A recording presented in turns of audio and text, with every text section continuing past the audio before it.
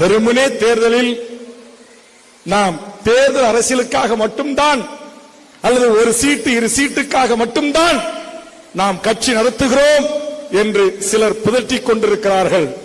பாவம், அவர்களுக்கு தெரியவில்லை. போராளிகளை பாதுகாப்பதற்காகத்தான் நான் அரசியல் கட்சி என்பதை பதிவு செய்திருக்கிறேன். நான் அரசியல் பதவிக்கு அல்ல. இந்த தேர்தல் அரசியலில் ஒரு 5 ஆண்டு காலம் எனக்கு ஓய்வு கொடுங்கள் என்று கேட்கிறேன். இந்த மாவீரர்கள் கல்லறையில் இருந்து கேட்கிறேன். வருகின்ற சட்டமன்ற தேர்தலில் என்னை யாரும் கட்டாயப்படுத்தி நில்லுங்கள் என்று வற்புறுத்தாதீர்கள். நான் சில இலக்குகளோடு இருக்கிறேன், சில பயணங்களோடு இருக்கிறேன், சில கனவுகளோடு இருக்கிறேன்.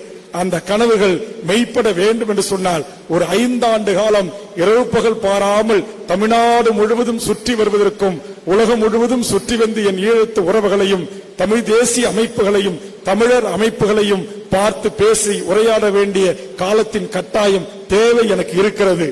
ஒருவேளை நாம் இடம்பெற்றிருக்கிற கூட்டணி நமக்குரிய மரியாதையோடு மாண்போடு அதற்குரிய இடங்களை தந்தால் இந்த மாவீரர்கள் துயிலும் இல்லங்களில் இருந்து நாம் அப்படியே பெற்றவர்களை சட்டமன்றத்திற்கும் நாடாளுமன்றத்திற்கும் அனுப்பி நமக்கான குரலை எழுப்புவதற்கான வாய்ப்பை நாம் உருவாக்கி தருவோம்.